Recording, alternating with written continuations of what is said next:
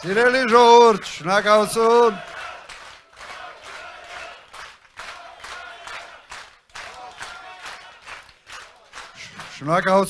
Շնորհակալություն, սիրելի ժողովուրդ։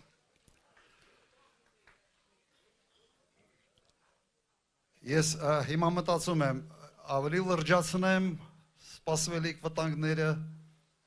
թե մի քիչ ավելի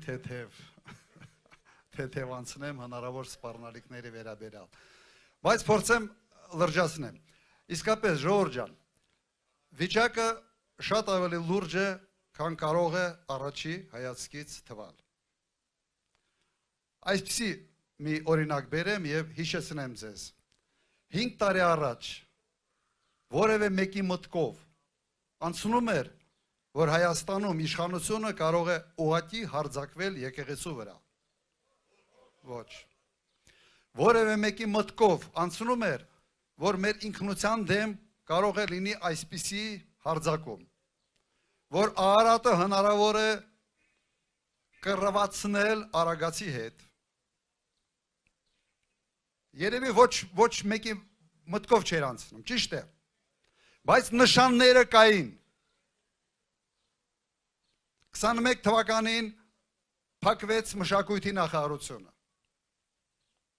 Մենք պետք է մեզ հարց տայինք, ինչի համար են փակում։ Հիմա պարզվեց, փակում են, որ մեր ինքնությունը հարվածի տակ դնել։ Պարզ է չէ վիճակը։ 5 տարի առաջ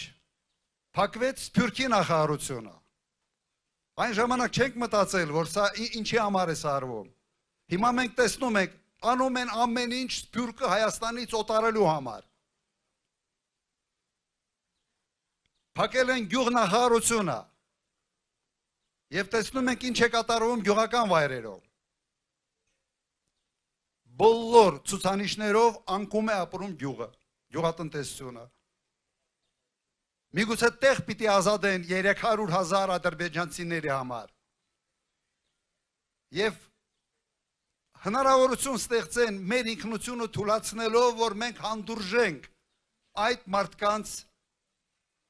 տեղափոխումը Հայաստանի Հանրապետություն։ Ուրեմն նայեք, իմ տպավորությամբ սա մի ծրագիր է, որը իրականացնում է ազգի ամենից մեծ դավաճանը մեր ընդհանուր պատմության մեջ։ Դրա համար եմ ասում, սա այս ամենը շատ ավելի լուրջ է, քան առաջի հայացքից կարող է թվալ։ Հանդուրժում ենք սա։ Իհարկե ոչ։ Պետք է պայքարենք։ Եվ մեր պայքարը հունիսի 7-ին համար 17 մենք պետք է վռնդենք այն մարդկանց, որոնք անում են ամեն ինչ Հայաստանի Հանրապետությունը թույլատնելու համար։ Մի քանի խոսք իրենց կարգախոսների մասին հիշեցնեմ, թե ինչպես են եկել իշխանության, ինչ էին ասում, ժողովրդարություն, կոռուպցիայի դեմ պայքար, սոցիալական արդարություն, երկու բառով ժողովրդարության մասին։ Եվ հատկապես համեմատության մեջ են անում, որ իմ կառավարման տարիներին ոչ թե չի եղել ժողովրդարություն, այլ եղել է բռնապետություն։ Ասում են չէ այդպես, փորձում են համեմատության այսպես մեջ իրենց բարձրացնել։ Համեմատենք, այսօր 3 ամենից մեծ ընդդիմադիր ուժերի ցուցակները նայեք, առաջի համարները բոլորը քրեական գործերի տակ։ Միայն մեր ցուցակում 5 հոգի քրեական գործերի տակ են։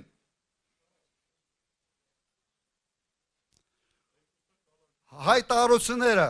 գոռում է, որ Քոչարյանը պիտի նստի։ Ճիշտ է։ Ղարաբաղը 4 նախագահ ուներ, 3-ը Բաքու են նստած, երևի պարտականություն է ստացնել, որ 4-րդն էլ պիտի Հայաստանում նստի։ Սա է քո երազանքը։ Ժողովուրդ ջան, հիմա հիշենք իմ ժամանակները։ Հիմնական ընդդիմադիր գործիչները եղել են Դեմիրճյան, հետո Ստեփան Դեմիրճյան եւ Արտաշես Գեղամյան։ Դուք բերեք մեկ օրինակ, որ որևէ մեկի նկատմամբ հարուսված լինել քրեական գործ կամ որևէ մեկի թիմի նկատմամբ քրեական գործ լիներ հարուսված, որևէ ցուցակում խորհրդանական ընտրությունների ժամանակ որ լինի մեկ մարդ քրեական գործը վրան կախած, չի եղել նման բան։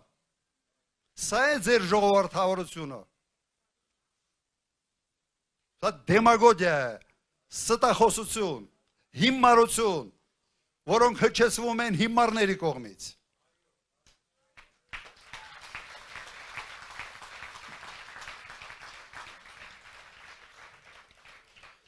Ուրեմն հարց ինչի համար է սա արվում։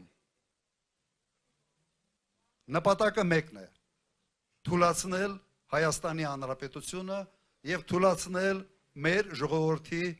դիմադրողականությունը։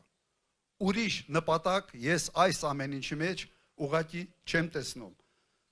Եվ սրան մենք պետք է դիմակայենք, մենք պետք է հարվածենք, ապտակենք դրանց հունիսի 7-ին։ Ալ ելք ուղղակի մենք չունենք,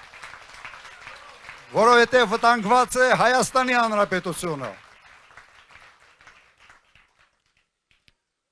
Մի բան հիշեցի, մի հին պատմություն։ Մեկը գնում է Վարշավիրանոց, սենց նստում է և սենց ինքնահավան դեմքով Վարշավիրին ասում է, մի հատ սրիկայի սանդրվածք էլի բան արա։ Հիմա այս Վարշավիրը սենց նայում է, ասում է, աչ ցանայում, ձախի ցանայում, սենց նայում է, ասում ախպեր ջան, ձեր տալու բան չկա, ամեն ինչ տեղն է։